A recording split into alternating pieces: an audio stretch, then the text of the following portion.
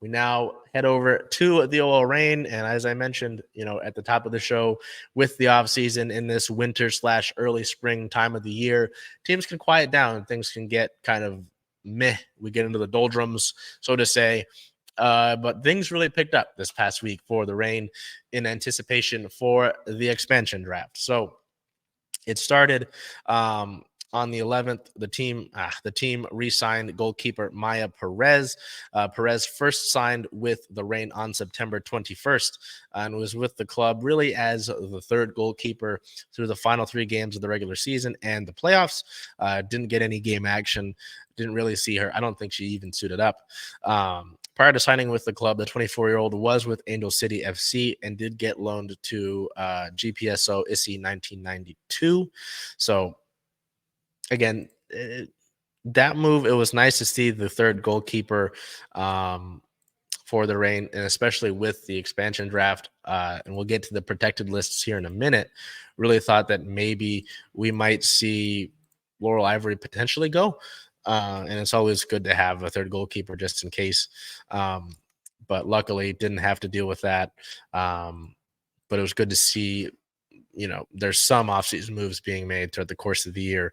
And that Perez was locked up. It'll be interesting to see if we get her in any game action next year as well.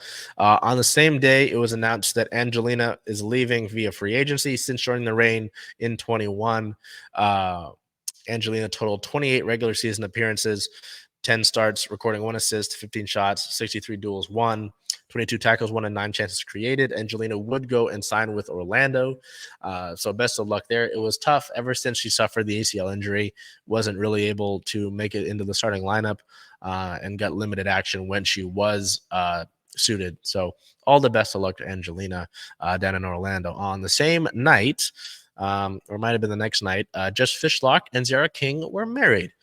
Several other teammates, former teammates, and friends were in attendance, such as Sue Bird is a friend. Obviously, a lot of the other teammates, Megan Rapinoe, Lou Barnes, most of this roster were in attendance for that. So congratulations to the happy couple and a best of luck to you throughout that. On the 12th, as the roster moves continued, the team re-signed defender Ryan Brown through 2024, selected back in as the 21st overall pick in 22. Brown has made 18 appearances for the club across all competitions. As a second-year defender, she made 11 appearances this past season, recording 23 duels won, 12 tackles won, and 6 interceptions, adding 9 clearances.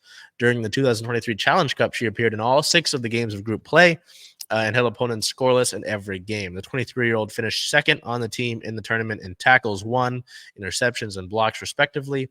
On the 31st of May, she earned the game-winning goal against San Diego, which was her first ever goal for the club. The next day, on the 13th, the Reign announced their protection list ahead of the expansion draft. Not a lot of surprises here in the protected players. Bethany Balser, Lana Cook, Veronica Latsko, Claudia Dickey, Quinn, Sofia Huerta, Jordan Heidema, Olivia Van der Yacht, and Phoebe McLaren. The unprotected players, I apologize. Olivia Athens, Lauren Barnes, Elyse Bennett, Ryan Brown, Just Fishlock, Sam Hyatt, Alyssa Malonson, Shay Holmes, Laurel Ivory, Jimena Lopez, Maya Perez, and Luani. I mean, looking at that list, I certainly thought that the players that teams will look at the most were Elyse Bennett, Sam Hyatt, and Laurel Ivory. But people were a little bit worried about seeing Lauren Barnes and Just Fishlock there, considering the fact that they're both signed for another year and have talked extensively about not wanting to leave this club and not wanting to play with anyone but each other.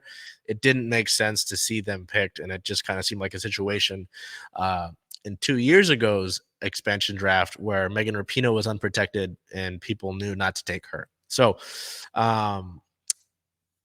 the expansion draft didn't necessarily play out as everybody thought, but we'll get to that in a minute. And you can obviously see with the banner here what happened. Also on the 13th, though, the club announced that their goalkeeper coach, affectionately named Raki, departed after serving 5 seasons with the club. So it'll be interesting to see how the Reign fill that hole, especially going into a year where Claudia Dickey steps in as a presumed starter after the departure of Fallon Joyce early into the season this past year. Coaching staff plays a big impact in things, so it'll be interesting to see how the Reign filled that position. On the 14th, the team re-signed midfielder Olivia Athens to the 2024 season. Athens was another player that maybe could have been taken in the unprotected list. Since she joined the Reign ahead of the 22 season, the UCLA graduate has totaled 22 appearances, recording 2 goals, 46 tackles won, 16 tackles won, and 9 chances created across all competitions. The second-year midfielder started in all 6 matches of group play during last year's Challenge Cup, finishing with 1 goal and the 3rd most tackles in the league to help the club advance as the number 1 seed. The same day, the team re-signed goalkeeper Laurel Ivory through the 2024 season. Ivory made her NWSL debut during the 2023 Challenge Cup and totaled 4 starts throughout that course of that tournament. Over those 4 matches, the second-year goalkeeper recorded 3 clean sheets, 8 saves, and amassed a save percentage of 88.9. The University of Virginia graduate finished the tournament as one of the 3 goalkeepers to record at least 3 clean sheets during the Challenge Cup, joining her teammate Claudia Dickey. So that all led up, obviously, to the draft.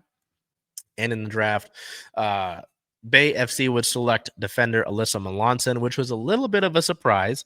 And Utah Royals selected Elyse Bennett. Bennett later, 2 days later, would be traded to San Diego for allocation money. Both of those moves in different aspects were a little surprising. Bay FC, it would have made a ton of sense for them to select Sam Hyatt, went to college at Stanford, starting center back caliber, had kind of lost her starting position here with the Reign.